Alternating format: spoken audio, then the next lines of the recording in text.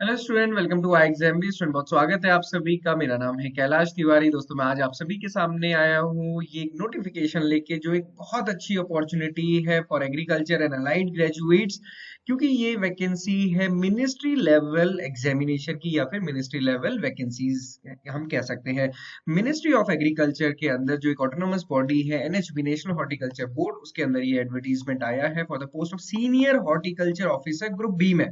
Group B की ये vacancy है। एक अच्छी सैलरी होती है, 35,400 का ग्रेड पे होता है, जिसमें हम कह सकते हैं कि ग्रॉस सैलरी 65,000 प्लस होती है अगर टीयर वन या फिर जो हम कहते हैं ग्रेड ए सिटी में पोस्टिंग रहती है। तो अगर दिल्ली में आपकी पोस्टिंग रहती है तो जनरली ये अप्रॉक्स आपकी सैलरी हो सकती है। बट यहाँ पे इंपॉर्टेंट ये है, जैसे हम देखते हैं कि बाकी जितनी भी जॉब होती है वो पीएसयूज लेवल की होती है, मतलब पब्लिक सेक्टर एंटरप्राइजेस या फिर अंडरटेकिंग जो गवर्नमेंट ऑफ इंडिया की होती है। तो ये जनरली बिजनेस ओरिएंटेड होती है, तो यहाँ पे एक टारगेट होता है, प्रॉफिट उनका एम होता है। बट जो गवर्नमेंट ऑफ इंडिया की या फिर जो मिनिस्ट्री लेवल वैकेंसीज होती हैं, यहाँ पे जो टारगेट होता है वो पॉलिसी मेकिंग या फिर पॉलिसी प्लानिंग में यहाँ पे मेजर रोल होता है। इसलिए ये वैकेंसी ज्यादा अच्छी होती है एज कंपेयर टू बाकी एग्जामिनेशन। ओके, तो आप इसको डिस्कस करेंगे। यहाँ पे आप देख सकते हैं senior horticulture officer group B की ये वैकेंसी है। स्केल ऑफ पे लेवल 6 है। पे मैट्रिक्स 35,400। तो मैंने आपको ये बताया कि अगर हम इसमें टीए डीए भी जोड़ लें और साथ ही साथ एचआरए भी ऐड कर लें और टीयर वन सिटी का हम ऐड करें, तो अराउंड 60,000 से लेके 65,000 तक ये सैलरी वेरी कर सकती है। ओके, और अगर उसके नीचे सिटी रहेगी तो 50 या 55 तक ये रहेगी। तो ये नो डाउट सैलरी वाइज भी अच्छी है और ये मिनिस्ट्री वाइज जॉब है। एप्लीकेशन की जो डेट है वो 16 दिसंबर से 5 ऑफ जनवरी तक है। यहाँ पे आप इसको फॉर्म को फिल कर सकते हैं और जितने भी स्टूडेंट्स इसमें एलिजिबल हैं, विदाउट किसी सेकंड थॉट के आप इसको जरूर अप्लाई कीजिए। बहुत अच्छी अपॉर्चुनिटी है। अगेन, बहुत ज्यादा मत सोचिए कि होगा कि नहीं होगा, पेपर ऐसा है वैसा है, आप फिल कीजिए। हालांकि ये जरूर देखिएगा कि यहाँ पे हमारी जो कॉस्ट है और इसके साथ साथ जो एग्जाम सेंटर है, दोनों चीज आप ध्यान में रख के जरूर फिल कीजिए। डरिएगा मत, क्योंकि जनरली मैं हमेशा आपसे कहता हूँ कि सब्जेक्ट वाइज प्रिपरेशन कीजिए। अगर आप सब्जेक्ट वाइज प्रिपरेशन कर रहे हैं तो डेफिनेटली आप इसको भी कर पाएंगे। ओके, बाकी डेट्स यहाँ पे अभी मेंशन नहीं की गई है, सभी बाद में मेंशन की जाएंगी। इंपॉर्टेंट हमारे लिए स्कीम ऑफ एग्जामिनेशन है, जिसमें ये दो एग्जामिनेशन यहाँ पे होने हैं। पहला एग्जामिनेशन कंप्यूटर बेस्ड एग्जामिनेशन होगा, पैटर्न अभी हम इसका आगे देखेंगे।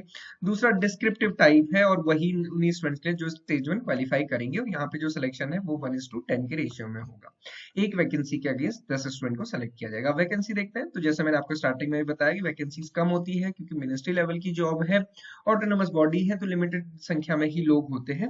25 टोटल वैकेंसीज हैं, जिनमें जनरल की 6 वैकेंसीज हैं, ओबीसी एनसीएल की 10 वैकेंसीज हैं, ईडब्ल्यूएस 2 एससी 5 एनएसटी 2 वैकेंसीज। तो टोटल 25 है, मतलब लगभग 250 बच्चों को सेलेक्ट किया जाएगा फेज वन के बाद। तो कंपटीशन तो होगा, है ना। अगर 10,000 बच्चे भी फॉर्म फिल करते हैं जैसे एनएससी एनएफएल इन सब में करते हैं, तो यहाँ पे आप देख सकते हैं कंपटीशन तो होगा। बट ये जॉब अच्छी है, इसलिए अगर आपको लगता है कि जॉब अच्छी है, आपको लेनी ही लेनी है, ट्रस्ट मी, और आज से ही इसके लिए मेहनत पे लग जाए। ओके, सो आगे देखते हैं बाकी डिटेल्स। जो कैटेगरी या फिर हम कहते हैं रिजर्वेशन रहते हैं, वो तो सारे according to government of India के रूल्स के अकॉर्डिंग रहता है।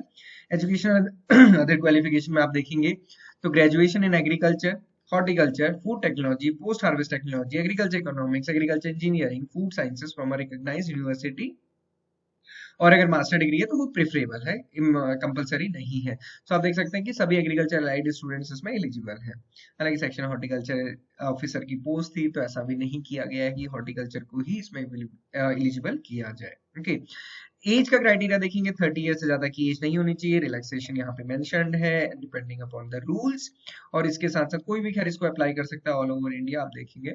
और उसके अलावा अगर हम एग्जामिनेशन पैटर्न पे सीधे आ जाए सिलेक्शन प्रोसीजर में, तो स्टेज वन का जो एग्जामिनेशन एमसीक्यू टाइप होगा, 2 आवर का ही टाइम होगा। इसमें 150 क्वेश्चन 150 मार्क्स के होंगे।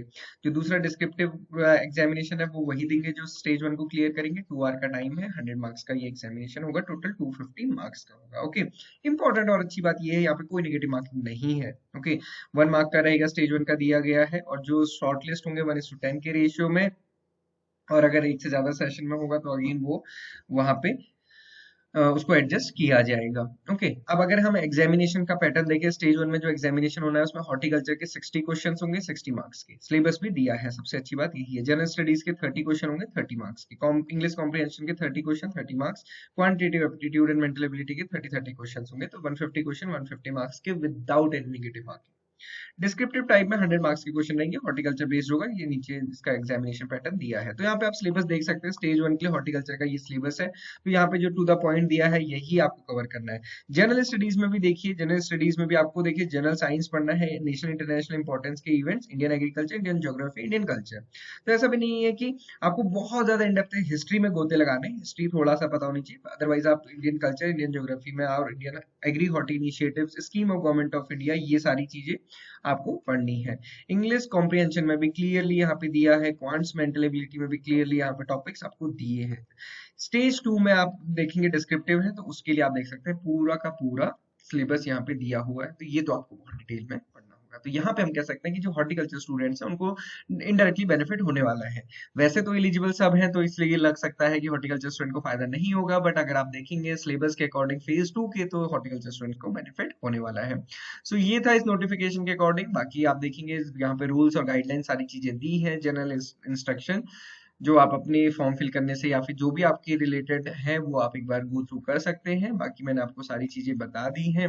ये नो डाउट एक अच्छी अपॉर्चुनिटी है, और मैं ये जरूर कहूंगा कि जितने स्टूडेंट्स इस टाइप की स्टडीज कर रहे हैं, आप देखिए क्वांटिटी से इंग्लिश एग्रीकल्चर तो फिल करते हैं, अगर आपकी हॉर्टिकल्चर में ग्रेजुएशन है या फिर हॉर्टिकल्चर की अच्छी प्रिपरेशन है तो जरूर फिल कीजिए।